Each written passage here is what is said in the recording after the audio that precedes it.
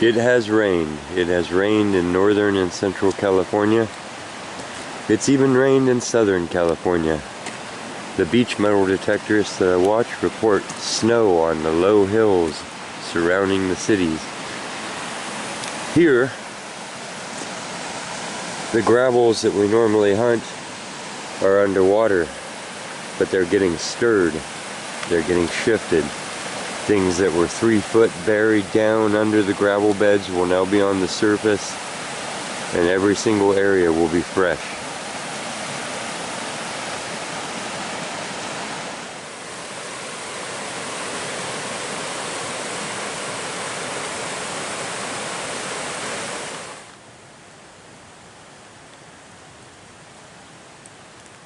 And we are going back to an area, and we're going to look around because they did a bunch of bulldozing and breaking of rocks, but it was all covered in dust, and now it's been washed. So everywhere in the world where it's been tilled after it rains, it's a good chance to go hunt details.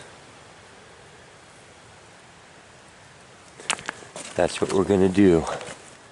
Minerals that are of interest to us, and perhaps even some more treasure with our eyeballs.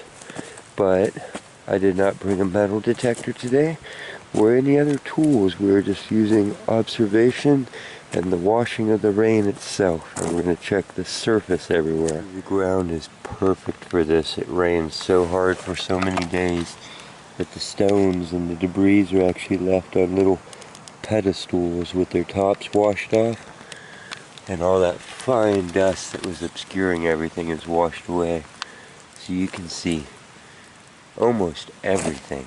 It's like having it sifted and rinsed for you. Very exciting. At least it is for me. Now over here where we reach a little creek that runs into a bigger creek, I'm finding all of a sudden what I would consider tailing piles in an area where there's not a whole lot of native obsidian, maybe one boulder for every 10,000 boulders or something. All of a sudden the ground is covered with it. And by covered, I guess that could be an exaggeration, but it's all over in this one area and it hasn't been everywhere else. All of a sudden there was a lot of it. It's also not one particular type, meaning that it isn't like one larger boulder that was all broken up by the tractors. It looks like many different pieces of stone that's looking like what these are. They're usually just the remains from napping off and knocking off the pieces to rough them down to the actual piece. So that's a lot for around here to find in the soil. I can actually see it glistening off in the distance, but not in a native sense. There's no big boulders of it, just the pieces. And our first really cool mineral.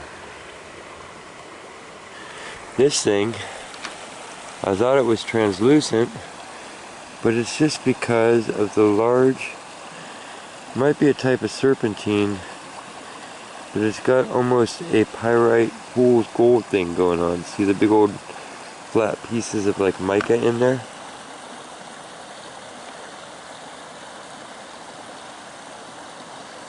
So I think when that dries out, it'll be even more impressive. So we're just going to slip that in our pocket. I'm going to take these and secrete them back into a little pile in the bushes. I don't necessarily need to bring them home. And the site has proven to be more and more interesting in that aspect. So I think I'll just leave them in context in case someday in the future anybody gives it an official look. Look at the size of that. It's absolutely massive. That is a huge jasper boulder there. You can see the colors. It's jumping around. And where it got clonked on by another boulder and napped itself off. Oh, we got quartz showing through here. Looks like, well, a gray jaspery material. But yeah, they moved some big stuff. We're not carrying that back, that's for sure.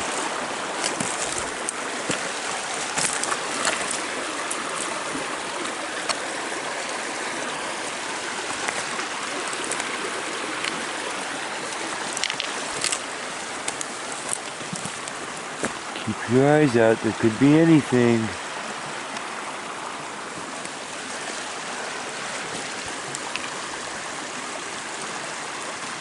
Could have been anything. It's like following orcs through the woods.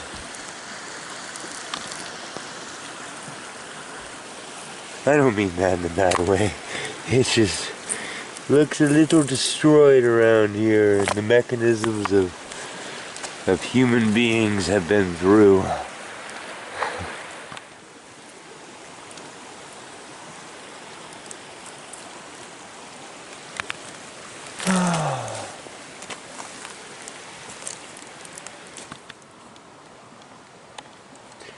This is the wood of the madrone. Just the burls and knots on it. Poor old thing.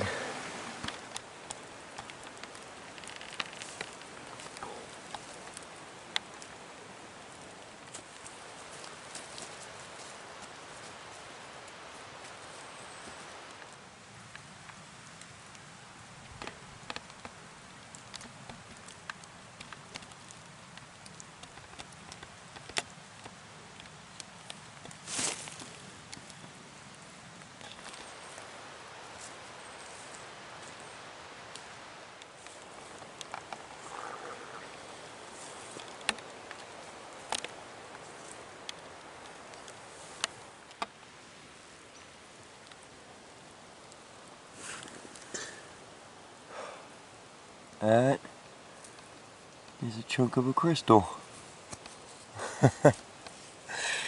Yay! It's pretty fractured up. There's the bottom. And there's its top that tried to terminate out. Wow. I'm just wondering the expanse. And yeah, we would have walked right over this when it was covered in the dust. Well, even with the rinsing water, it can be hard to see things, but I just popped this out of here. And it looks like it's something cool. So I say we go down that little creek and we rinse it off. Little creek, here we come. Wow, this little stream looks epic where it goes up in here, but I feel like we probably should have looked before the rain swelled it up so much, because it's a little box canyon, it looks like. There it is. Still a little dirty and not the greatest light, although you can see, oh, look at that. Even on a rainy day. What are you? Some sort of, we'll go ahead and call this a Chalcedony carnelian mix, because we have blues and just transparent yellows. There might even be a pinch of almost agate in there. It looks like some of these have growth patterning that could almost be considered a line. But yeah, I think it's going to be really cool too. I have droplets all over my viewfinder, but look at that. It's actually pretty darn cold too. It's cold enough to where these winter videos, my low baritone drawl, I apologize, it deepens and lengthens, you know, because your face gets cold and you're hunched over looking at rocks. So I started to realize I'm always leaning my chin on my coat and stuff and not pronunciating enough clearly, not to mention stuffed up ears and nose. Here's a chunk of serpentine I grabbed on the way over, and I am learning so much about serpentine and serpents and night and cherts and California. I'm packing my head right now. It's gonna be awesome. I have your answers. I have my answers coming soon. Just cruising along. Some of these are going to be right on the surface and easy to see, and some of them we're going to need to look for the shape or the clue that gives them away.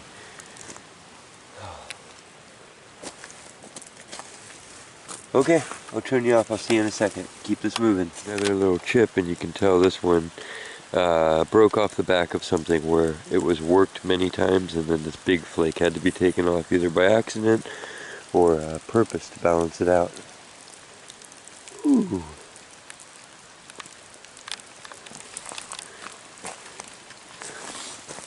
This is a California newt. Hey, little newt. Show these guys how red you are, because usually they're very orange. We used to call these, well, there are things called water dogs, but we called these water dogs on accident because they would bark at us, and we had them for pets even though you weren't supposed to when I was a kid, and we'd feed them worms, and they're really awesome. They have little hands that they actually grab a hold of things with, and I'll set them down. It's a fairly safe time for us to run into each other. It's cold. This is his time, or her time. It's time. I'm not even sure about your species. I'm sorry about that. It's a confusing world, right? But this is a time period where they don't have to travel through dust and become little dirt wads. They can travel back and forth to the water and to their little cozy dens in the rotting foliage, and you can see with the new pushed up piles, man, this is Salamander Kingdom. It's also Bigfoot Kingdom, and I joke about it sometimes, but there's either a bear that lives out here, a rogue moose, or a Bigfoot, or perhaps just, you know, I found some things out here that definitely, you know, the spirits are here. What are you? It's a little arrowhead. Look at that. That one actually is. That's basically complete. It looks like it may have had one big knock off of it here that took the tip. The little point that would have come out that way. Probably hit and drove off backwards. That is awesome. And as I was saying, yeah, this place feels protected, and each little knoll here has some pretty interesting rocks. But that's what I do. I hunt interesting looking rocks. We're gonna look around right here where we found it to see if it was shot or dropped. Same thing as bullets. Dropped means it was in camp or where they were hanging out. Shot, well, that just means that it was shot and that's where it ended up. After all this bulldozing, who could tell? There are so many little pieces of quartz. That's why we can keep hoping to find crystals, because even if they're rare, there might be a chunk of them around here that got smeared out. Well, there's more right by it. So, we're still relatively close to the creek. We're at the base of a little hill. Beautiful woods and great food all around us.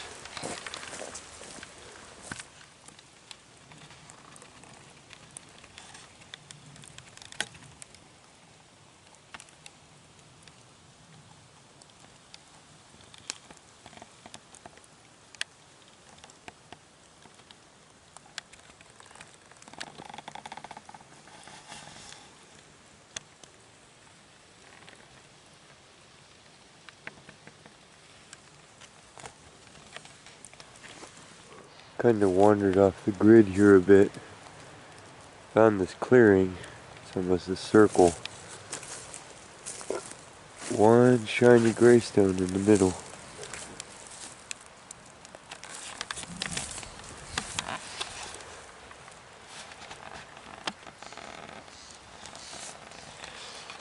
Huh. Biggest, oldest trees right here next to it too. Actually go over it. And if you hear that off in the distance, the bird's going off, it's a bird alarm. It's screaming at something. There's a lot of somethings. It could be a fox, coyote, or anything else that lives out here. There's lots of things out here. Some of them are old friends by now, I think.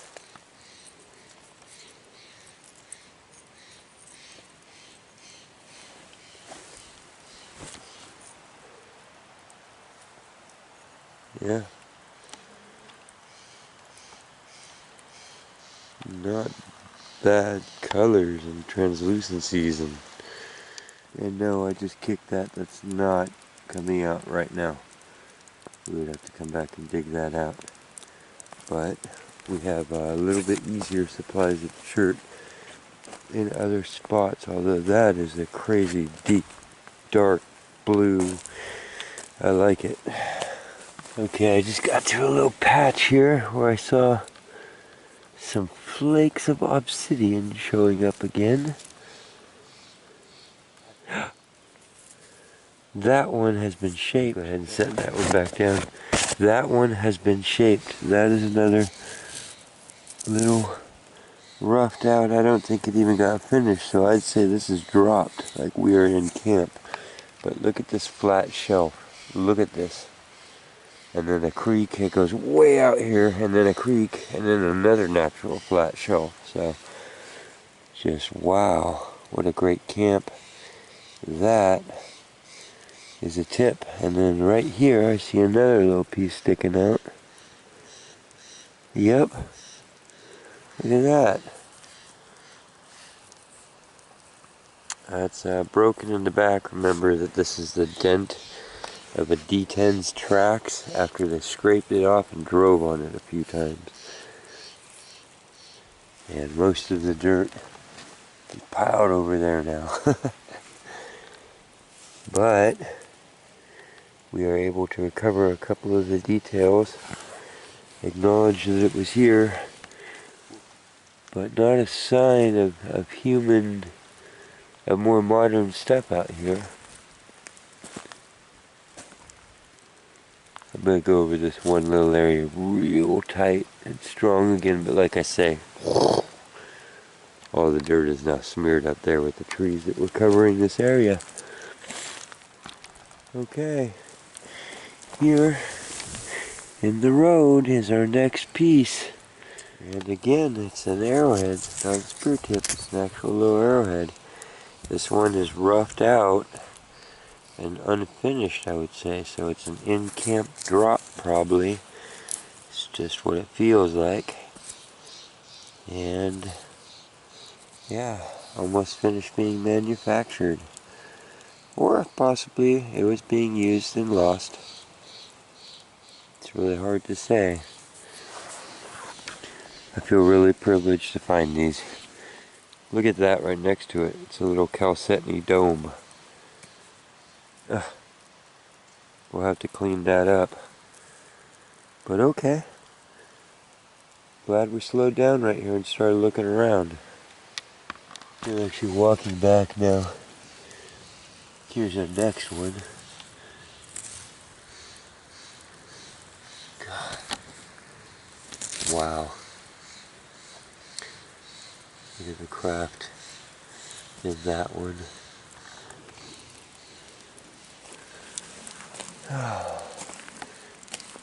Really gotta go slow, but this is just as good as a tilled field or something. All the details are here if you just take your time.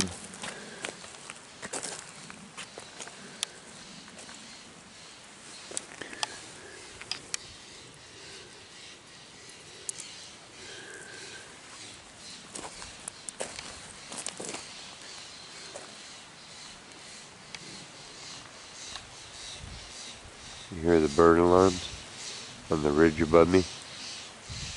That's a lot of bird alarms.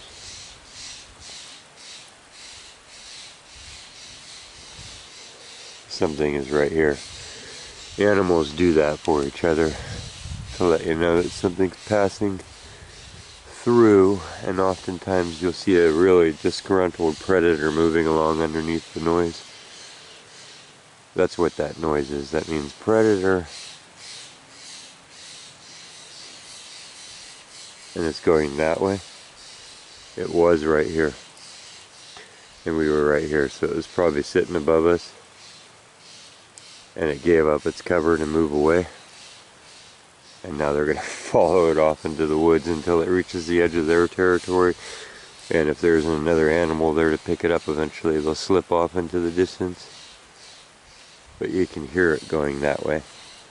So all of us over here, me and all the other animals, know what's up with it. At least until it slips out of their sight. So that's a definite usable tool. You do not expend that type of vocal energy for no reason. Yeah, we're right. That's the edge of one. So we're right in the zone where a lot of them were being worked. They usually don't land that close together. It's just like bullets. You're either where they were or where they were flying to. There's a lot of disturbed birds up there. Probably a cat. You know how birds are about cats. Okay.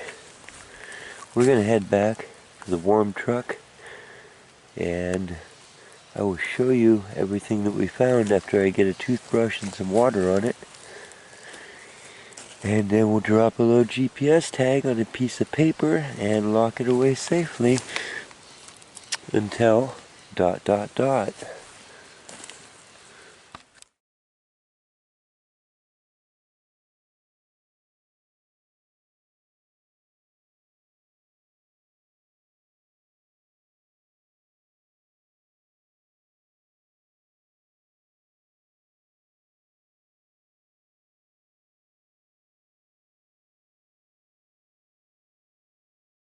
Oh, I thought it was a crystal because of its breaks, but it's a triangular piece of obsidian.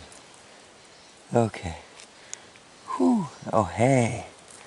Here's a really cool little piece of serpentine, though. I think we'll keep that far out. So we're getting into the really fibrous kind on this mountain slope, but also really pure, really beautiful.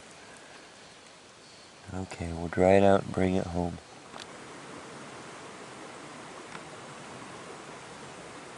Okay, here's our little tailgate wrap up. We're back at the truck and I did some scrubbing on it.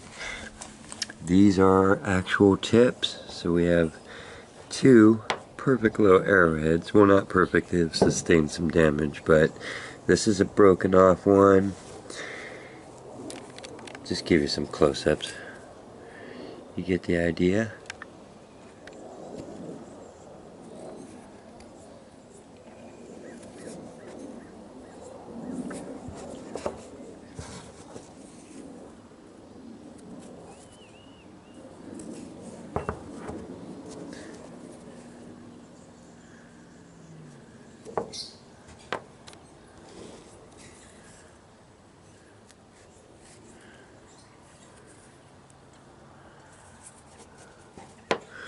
And let's see, we'll start with this chunk of chert. Now I said I knew there was plenty and then I cleaned it up. So we might have to go back for that because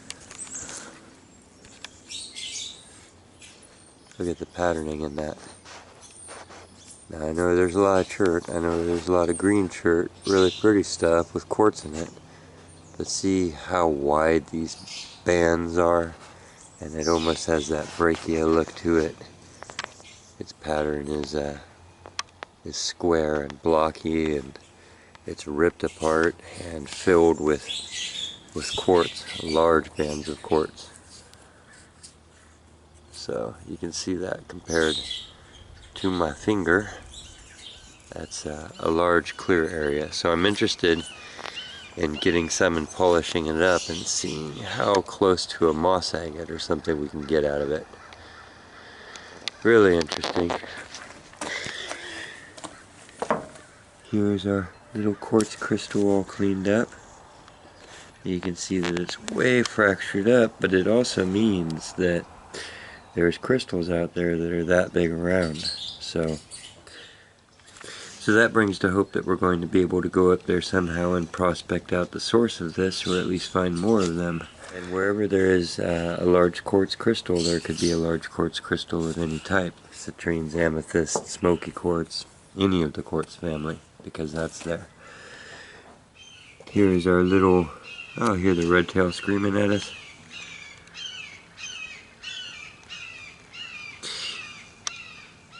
very loud. Here's our little chalcedony,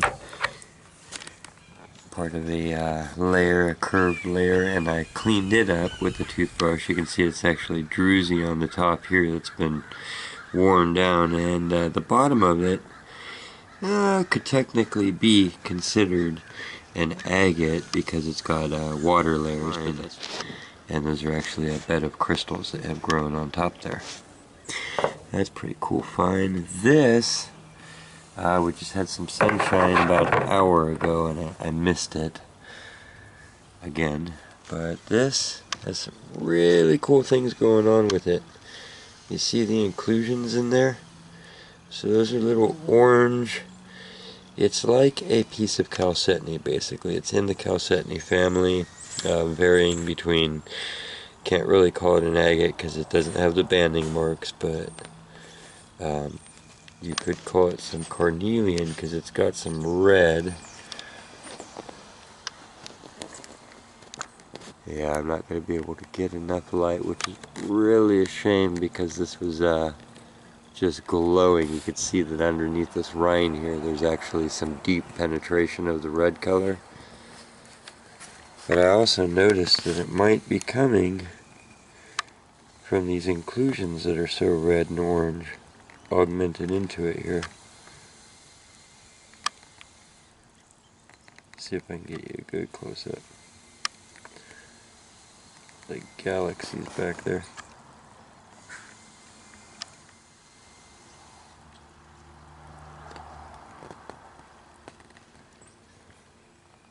So anyhow, we're going to toss that one in the tumbler, either whole or in half.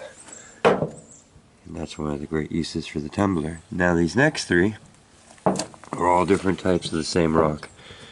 So these are all serpentines, and to hold down our little piece here I grabbed also a larger boulder.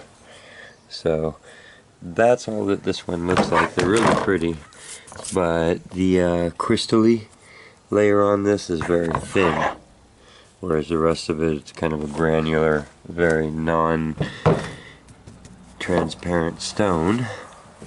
And here is the same type of rock, serpentine, or serpentinite basically, in one of its many forms, which has gone more crystalline, and these are the ones that I like to polish up because they get, shiny basically. It's easier to make them shine, and if we had some sunshine I could show you the translucence of them, but we are lacking that now for the rest of the day. It's going to rain.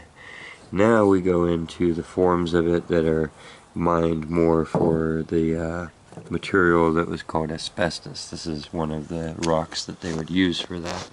So that's what the shiny one is, I realize, is just another form of serpentine, and it's more in a, large snowflakey form, and it's just even more beautiful in the sun. I know I keep saying that, but those are actually golds in there.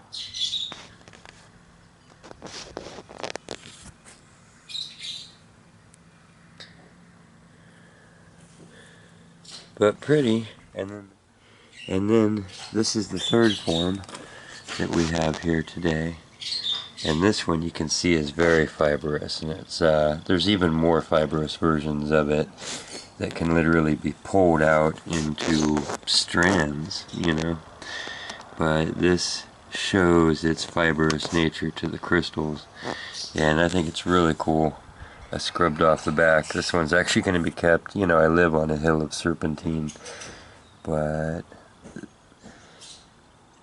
as it was made, as it bubbled up, it took on so many different forms and different levels of crystallization in different patterns and habits, so each one can be really different from the other and really beautiful. And you can see this one, no matter what it was, is pretty fantastic. Pretty fantastic. And that would have been a whole little round river-worn nodule of it.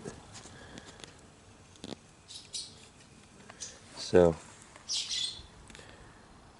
pretty fun. Thank you for coming with me on that little wander. I think that we will probably have to spend some more time checking all the bare dirt here in California.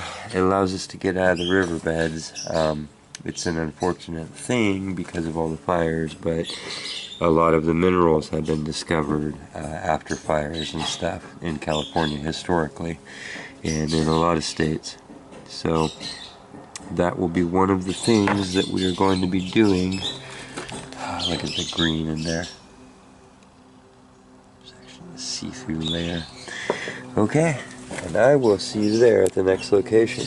Thanks for coming along with me. Remember, you can subscribe, hit the little thumbs up button if you like the video, and hope you have a good day. Hey, I hope you liked the video. If you did, please hit the subscribe button below. Helps the quest for details grow. I appreciate the support. And if you double click the bell icon next to it, you'll get a notification each time we put out a new video.